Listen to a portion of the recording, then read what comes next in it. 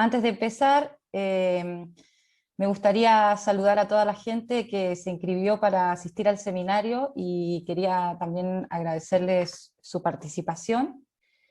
Y bueno, hoy voy a hablar acerca de la búsqueda del ordenamiento óptimo de colmenas para la prestación de servicios de polinización agrícola, una aproximación metodológica. Bueno, la polinización constituye un proceso que es fundamental en los ecosistemas terrestres, tanto en los naturales como los gestionados por el hombre. La polinización es vital para la producción de alimentos y los medios de vida de los seres humanos y vincula directamente los ecosistemas silvestres con los sistemas de producción agrícola. El 70% de los principales cultivos alimenticios para los seres humanos aumenta la producción de frutas y semillas en cantidad y o calidad con mediación de la polinización. Además, aproximadamente el 90% de las plantas floríferas solo producen semillas si los animales polinizadores transportan el polen de las anteras a los estigmas de sus flores. Sin este servicio, muchos de los procesos y especies relacionados entre sí en el marco de un ecosistema desaparecerían. También, a su vez, en muchos lugares del mundo se ha evidenciado que la polinización está siendo alterada por la disminución de polinizadores a escala tanto local como regional, y esto se debe a múltiples factores. Por un lado está la transformación de los hábitats a través de la pérdida, degradación y fragmentación del hábitat, también a través del uso incrementado de los plaguicidas, lo que provoca intoxicación de los polinizadores por aplicación de agroquímicos y presencia de residuos en productos derivados del manejo de abejas gestionadas, la propagación de patógenos, virus y parásitos que están asociados a las abejas manejadas, principalmente la presencia de varroa y nosema, que puede llegar a contagiarse y a transmitirse a las especies nativas, también la invasión de especies exóticas, que también afectan, ¿cierto?, a las especies silvestres a través de la transmisión de patógenos y por la competencia por recursos y desplazamientos de polinizadores silvestres, entre otros. En este contexto se están generando constantemente medidas y prácticas para poder mejorar la gestión del servicio ecosistémico de polinización, con el propósito de poder hacer frente a estos factores que alteran el servicio y poder lograr sistemas alimentarios y agrícolas más sostenibles. Por ejemplo, a través de la protección o creación de hábitats para los polinizadores silvestres, como se ve en la figura inferior a la derecha, y el uso de polinizadores manejados, como las abejas melíferas, en momentos de alta demanda, como en el caso de la figura de abajo a la izquierda.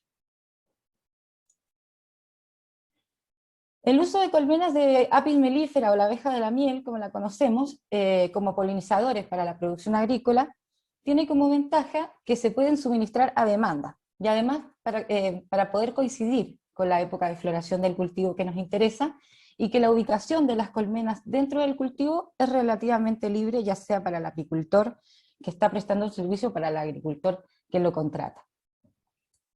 Sin embargo, las estrategias de distribución y densidad de colmenas para la polinización de cultivos han ido evolucionando a partir de observaciones generales o estudios de comportamiento, en lugar de investigaciones que nos permitan vincular estrategias de polinización con el cuajado de frutos a través de experimentos que se puedan replicar ampliamente. Por lo tanto, existe una incertidumbre que es considerable con respecto a la efectividad de las diferentes prácticas que se utilizan, y actualmente no existe un consenso sobre las prácticas en el manejo de colmenas que conduzcan a una mayor eficacia en la actividad polinizadora de la abeja melífera.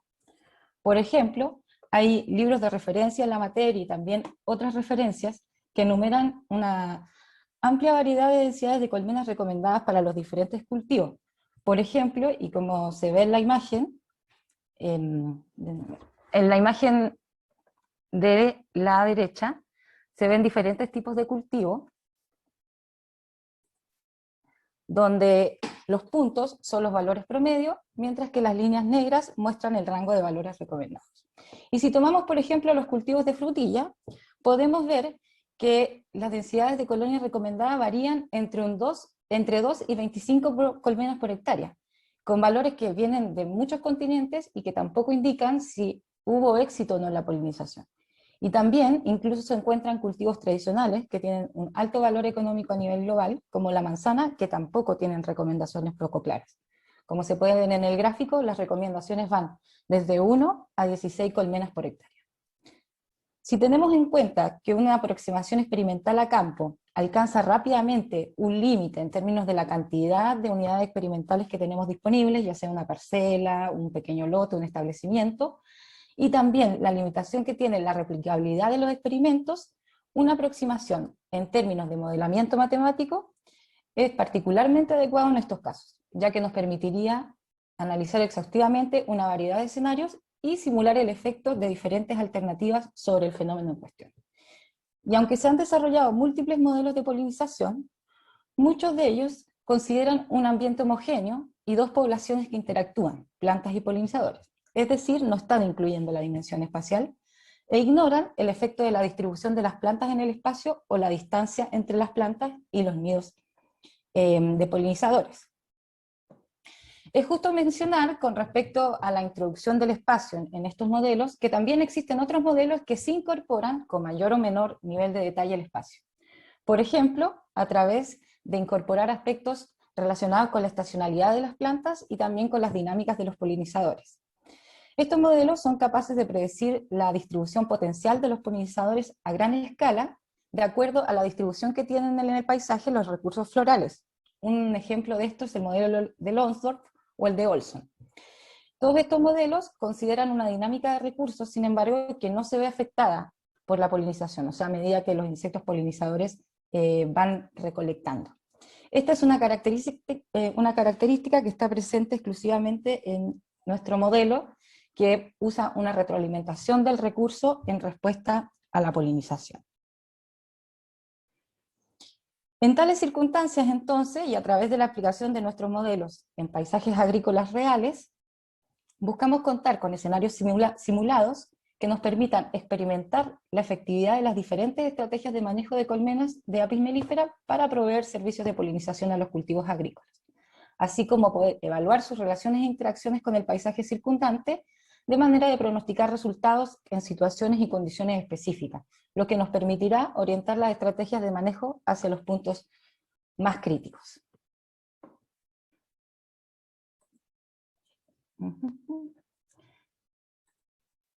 Bueno, ahí. ¿Cómo funciona nuestro modelo? El modelo tiene tres pilares fundamentales. Uno es el de la dinámica poblacional, que toma en cuenta la dinámica de las colmenas y la dinámica poblacional de las abejas. Esta dinámica fue tomada del modelo propuesto por Curie y otros autores en el año 2013, que explora cómo la disponibilidad de alimento y la tasa de mortalidad de las abejas interactúan para poder determinar el crecimiento de la colmena y su desarrollo. El modelo representa la transición desde los huevos que están depositados por la reina a las larvas, y después la transición de larvas a abejas obreras, y posteriormente de obreras, finalmente su transformación a recolectoras, lo que también representa el proceso de inhibición social que regula la tasa en que las abejas obreras comienzan a recolectar o a buscar alimento.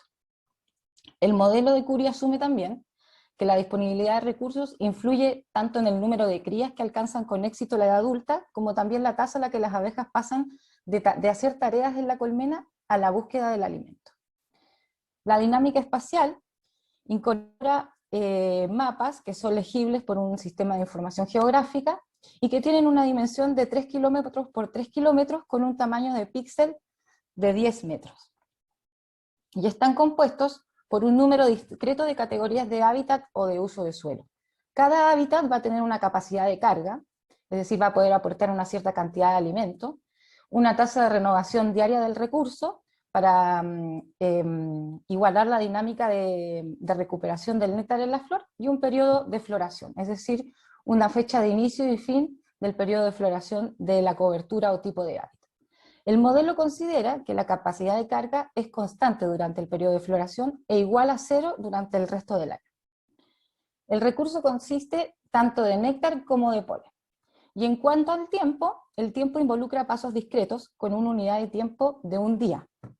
Cuando el recurso es agotado, una fracción de este recurso va a desaparecer, y esta desaparición va a ser proporcionalmente al número de visitas que recibió, y eso se va a renovar durante los días siguientes en base a la tasa de renovación que mencionaba.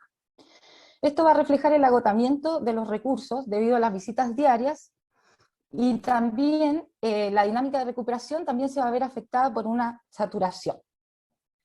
Por otra parte, cada colmena está caracterizada por su posición en el mapa, es decir, se las puede colocar sobre el mapa con una coordenada X e Y, su población de abejas y su cantidad de miel. Cuando la cantidad de población de abejas cae por bajo un cierto umbral, va a ser removida del paisaje. Como les comenté antes, la dinámica de cada colmena está basada en el modelo de Curie, pero la diferencia es que en este modelo la comida aumenta proporcionalmente al número de recolectoras, mientras que en nuestro modelo va a aumentar con la ganancia diaria de las recolectoras. Cada día, cada colmena va a seleccionar un número de sitios de forrajeo, donde va a enviar una fracción de forrajeras a recolectar recursos. La ganancia diaria de cada colmena va a ser la suma de la ganancia diaria que cada escuadrón de recolectoras puede obtener de su sitio de recolección. Y estos sitios van a ser elegidos al comienzo de cada día, y la probabilidad de elegir un sitio va a depender del recurso disponible en el sitio, que va a ser una celda central X e Y más sus 8 celdas vecinas, y su distancia a la colmena.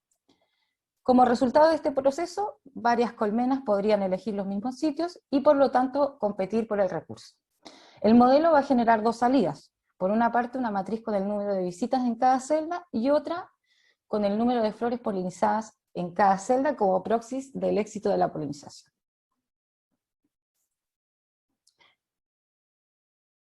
Bueno, entonces, ¿qué necesitamos para generar los escenarios para las simulaciones? Primero necesitamos paisajes reales. En este caso seleccionamos como área de estudio la región del Maule en Chile, que es la que se ve en el mapa de la izquierda. Esta región, ubicada en el centro-sur de Chile, se destaca por ser la que concentra la mayor superficie cultivada de manzanos a nivel nacional, cuya producción tiene un componente exportable importante. Usamos el mapa de cobertura de suelos de Chile para el año 2014 y el catastro frutícola para la región del Maule del año 2016, para poder seleccionar de manera aleatoria 60 unidades de muestreo de 9 kilómetros cuadrados con diferentes porcentajes de manzanas cultivadas. Para cada unidad de muestreo determinamos la proporción de la cobertura de manzanos, la proporción de hábitats naturales y seminaturales, y la proporción de coberturas de cultivos de cofloración masiva.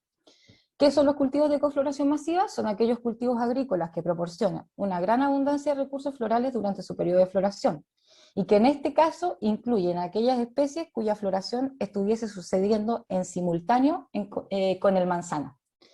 Y estas tres proporciones se seleccionaron como medidas de composición del paisaje. Mientras que como medida de la configuración del paisaje, calculamos la densidad de borde total de cada paisaje o de cada unidad de muestreo. También hay que pensar cómo incorporamos las prácticas de manejo de colmenas. Y con el objetivo de evaluar la efectividad de las diferentes estrategias de manejo de colmenas sobre la polinización de cultivos, se generaron diferentes tratamientos en un experimento factorial que combinó diferente densidad de colmenas con dos niveles de 4 y 8 colmenas por hectárea basada en datos de manejo de la zona, y también distancia entre grupos de colmenas, también con dos niveles de 125 y 250 metros de distancia entre grupos de colmenas. A cada una de las unidades de muestreo seleccionadas se le asignaron aleatoriamente cada uno de los 4 tratamientos que resultan de las combinaciones de los dos niveles del factor de densidad y los dos niveles del factor distancia. Luego de aplicar cada uno de los tratamientos, se procedió a registrar el número de visitas y el número de flores polinizadas por hectárea de manzana, y también en el paisaje circundante.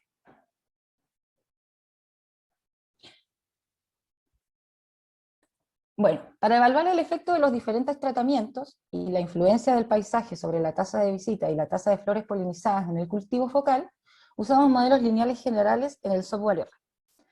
A partir de un enfoque de inferencia multimodelo, seleccionamos el modelo mínimo adecuado por el menor valor de AIC, del criterio de información de Akaike, y calculamos también la importancia relativa de cada variable predictora a través de las sumas de los pesos de Akaike sobre todos los modelos que incluyen a cada variable predictora. A simple vista, esta tabla nos sugiere que el efecto, por ejemplo, de la distancia no cambia entre las distintas densidades de colmenas seleccionadas, y que el efecto de la densidad de las colmenas tampoco varía entre las diferentes distancias seleccionadas entre los grupos de colonias. Sin embargo, igual de todos modos, esto no es del todo concluyente, ya que se utilizó un rango muy acotado de distancia entre emplazamientos que podría ser considerado en simulaciones más adelante.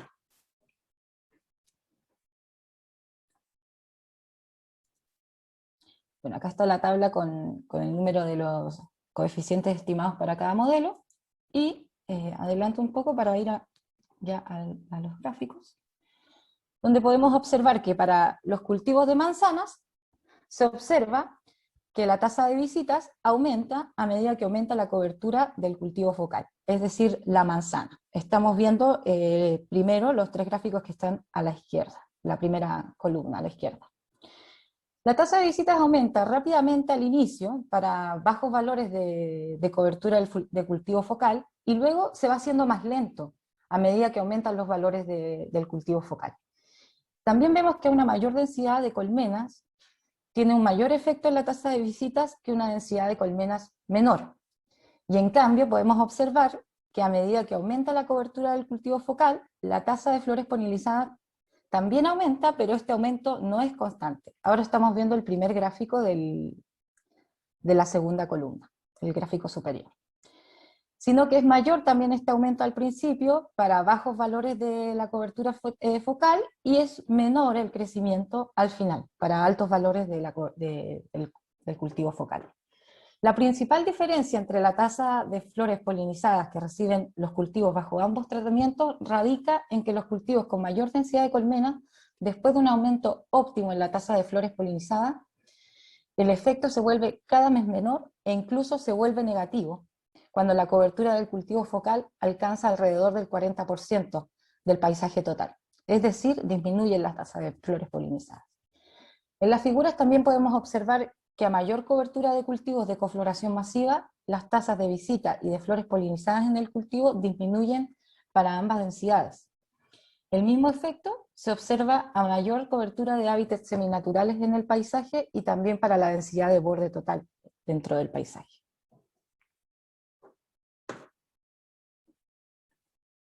En el caso del paisaje restante, podemos observar en la figura la relación entre la cobertura del cultivo focal y la tasa de visitas en el paisaje circundante. Igual que en el gráfico anterior, la primera columna corresponde a las visitas por hectárea y la segunda a las flores por hectárea, en el paisaje circundante en este caso. Podemos observar que a medida que aumenta la cobertura del cultivo, la tasa de visitas al paisaje aumenta, aunque ese aumento no es constante, sino que nuevamente es menor el aumento al principio para valores bajos de cobertura focal, y mayor el aumento al final, para altos valores de la cobertura focal, es decir, los cultivos de manzana. También es posible ver aquí que una mayor densidad tiene un efecto mayor en la tasa de visitas que una densidad de colmenas menor. Por otro lado, observamos que a medida que se incrementa la cobertura del cultivo focal, la tasa de flores polinizadas en el paisaje aumenta, siendo mayor el aumento al principio, o sea, para bajos valores del cultivo focal, mayor al principio y menor al final, a altos valores del cultivo focal. En este caso, también observamos que la tasa de flores polinizadas en el paisaje aumenta con la cobertura del cultivo focal, pero después de alcanzar un cierto monto, y después decrece también hasta volverse negativa. Sin embargo, a una proporción mayor que en el cultivo focal, es decir, alrededor del 50%. Aquí también se puede observar que a una mayor cobertura de cultivos de cofloración masiva, las tasas de visitas y flores polinizadas en el paisaje aumentan para ambas densidades. Y el mismo efecto se observa también con una mayor cobertura de hábitats seminaturales en el paisaje.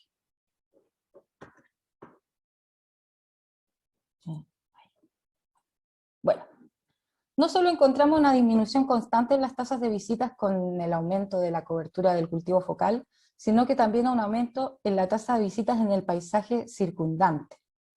Estas relaciones sugieren que un aumento en la cobertura del cultivo focal y por ende en la densidad de colonias aumenta el número de visitas al resto del paisaje. Este incremento podría ser el resultado de una redistribución de las abejas desde los campos del cultivo focal a otros parches que pueden ser igualmente densos, como sería el caso de los cultivos de cofloración masiva, o menos densos pero más diversos en recursos florales, como el caso de los hábitats naturales y seminaturales. Nuestros resultados muestran además que la distribución de las abejas a través de los hábitats aumenta cuando aumenta la cobertura del cultivo focal, lo que estaría sugiriendo que esta reubicación ocurre cuando los recursos disponibles existentes en el cultivo focal no pueden mantener a toda la población de abejas, y se estaría produciendo un desbordamiento o fenómeno de spillover a través de los hábitats, inundando los hábitats adyacentes y explotando los recursos florales que están presentes en esas tierras. En nuestro modelo, la competencia entre colmenas, por explotación, induce a una saturación en el número de visitas al cultivo debido al aumento en la competencia intraespecífica entre las colmenas. Cuanto mayor cantidad de colmenas, más intensa será la competencia y más rápidamente se va a agotar el recurso disponible en el cultivo.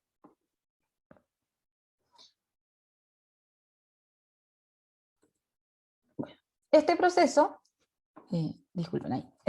se ve sostenido por el comportamiento que pudimos observar en la tasa de flores polinizadas en el cultivo, que disminuye su aumento conforme aumenta la cobertura del cultivo focal y por ende el número de colmenas, y se vuelve negativa a mayor densidad de colonias por hectárea. En nuestro modelo, la competencia por recursos induce a la saturación, como decía, debido a la mayor densidad de colmenas, y esta competencia podría darse de dos maneras. Una, por la competencia diaria, es decir, no todos los escuadrones de recolectora podrían recolectar recursos dentro del cultivo y deben desplazarse a lugares más lejanos, por ende mayor densidad, más visita en el resto del paisaje. Y B, a lo largo del periodo de floración, al haber una mayor densidad de recolectoras en el cultivo, el recurso será utilizado más rápidamente, generando una sobrevisita a las flores del cultivo. Es conocido que alrededor de 10 visitas por flor son suficientes para que ocurra la fecundación, y que si vamos agregando más visitas, no solo no mejoraríamos la producción, sino que incluso podemos dañar el pistilo de la flor y reducir la probabilidad de tener una fecundación exitosa. Este desbordamiento o spillover que se genera se debería entonces al agotamiento de los recursos disponibles, ya que a medida que los escuadrones de forrajeras van visitando los parches de cultivo, una fracción del recurso va desapareciendo, proporcional al número de visitas que recibe, y se renueva diariamente hasta que se agota, producto de ya sea el éxito de la polinización o las flores dañadas. Además, esta redistribución de abejas en los parches de hábitat adyacentes puede ser modulada por el atractivo relativo de los recursos florales, tanto en los cultivos de cofloración masiva como en los hábitats naturales o seminaturales. Esto va a depender del tipo de cultivo, de la calidad de los hábitats naturales y la fenología estacional de los recursos. Este fenómeno de spillover, además, por parte de las abejas melíferas, puede llegar a generar un impacto negativo en las poblaciones de polinizadores silvestres, debido a la competencia por recursos alimenticios que se va a generar, reduciendo la disponibilidad de recursos para otras especies, llegando incluso a generar desplazamiento de polinizadores silvestres de los hábitats naturales donde se encontraban habitando, en poca de otros recursos disponibles para utilizar. Para terminar, entonces, el modelo ha sido aplicado en paisajes reales con diferente composición y configuración de paisajes, y ha sido capaz de predecir los efectos tanto de las prácticas de manejo de las colmenas como de la composición y configuración de los paisajes agrícolas en el servicio de polinización por abeja melífera.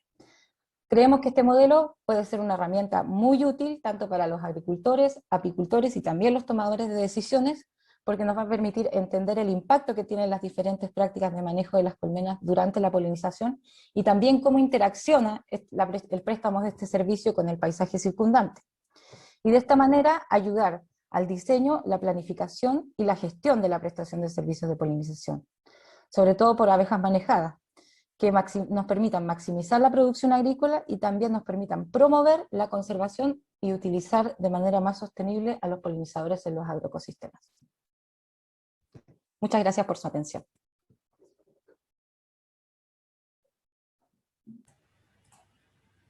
Muchas gracias, Fernanda. Ahora hay espacio para preguntas, las pueden escribir en el chat y ahí directamente, Fernanda, vos las podés leer y contestar.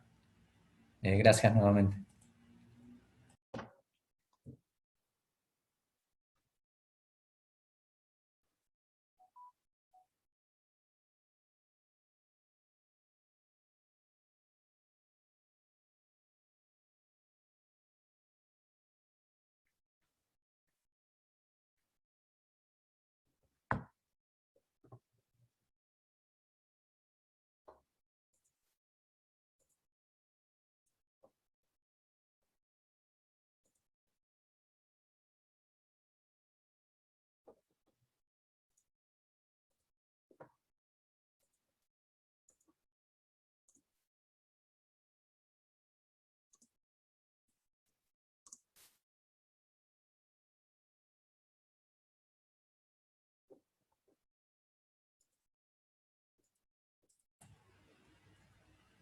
Ahí, Fer, hay una pregunta de Celeste, no sé si la ves. Sí, ahí la estoy viendo. Hola Celeste, ¿qué tal? Bueno, cuando hablamos de medir flores polinizadas, lo que se hace en el fondo es ocupar una ecuación muy similar al tipo de Michaelis-Menten, donde a medida que el parche floral está siendo visitado, va recibiendo visitas hasta un cierto umbral, eh, y después de esa cantidad de visitas va disminuyendo la probabilidad de fecundación de la flor, y se considera que la flor puede incluso llegar a no ser polinizada. Y actualmente se está probando con un convenio en colaboración con Google y algunos otros investigadores, en experimentos de campo. Todavía no hay resultados de la validación, pero sí se está ya trabajando con el proceso de validación en el campo y poder llevar a cabo eso.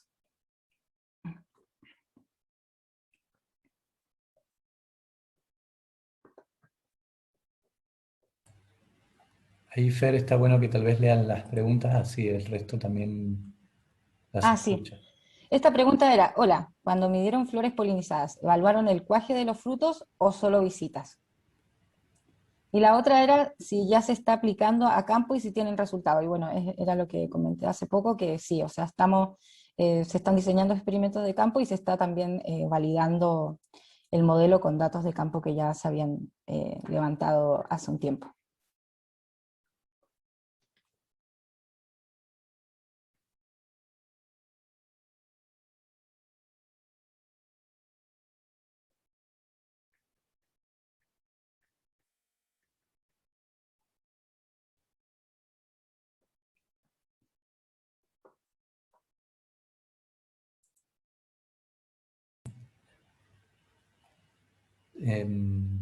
Tal vez, Fer, comentar que bueno, el modelo también predice el crecimiento de las colonias y la cantidad de miel producida, que eso también podría ser un insumo para los apicultores, ¿no? Es decir, si yo dejo tantas colmenas en este lugar, puedo tener un mapa de dónde fueron las abejas y cómo van a crecer las colmenas en el tiempo y cuánta miel voy a cosechar.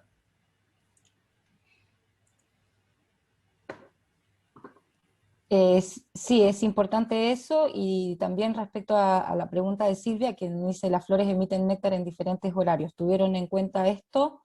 Eh, en términos de horarios, no. Lo que sí tuvimos en cuenta fue que las flores perderían néctar a medida que las recolectoras van llevándoselo a la colmena, y esa recuperación es proporcional al número de visitas y a la cantidad total, a la capacidad de carga del recurso. O sea, no todas las abejas que vayan a forrajear a la misma celda, si van después de que forrajeó otro escuadrón, van a poder llevarse la misma cantidad de néctar, porque va a haber menos néctar que no se va a haber alcanzado a recuperar. Entonces, no está tomado en cuenta el tema de los horarios, pero sí cómo se va agotando el recurso durante el día.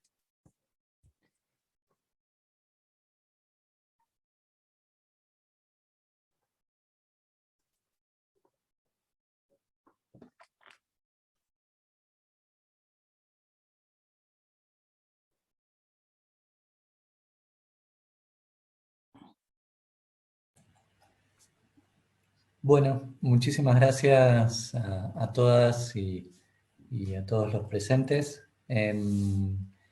Y si quedan más dudas, tal vez también nos pueden inscribir y seguimos en contacto para próximos seminarios.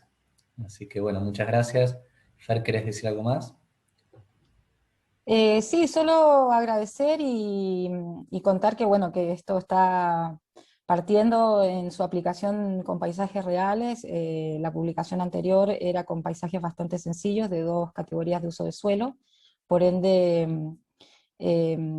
todo lo que viene ahora es muy interesante, sobre todo con lo que comentabas tú, Lucas, de la producción de miel. y ¿cómo se llama? De poder diseñar diferentes tipos de ordenamiento para las colmenas en búsqueda de su eficiencia. Así que nada, hay cualquier duda o consulta al respecto, nos pueden escribir y muchas gracias por participar.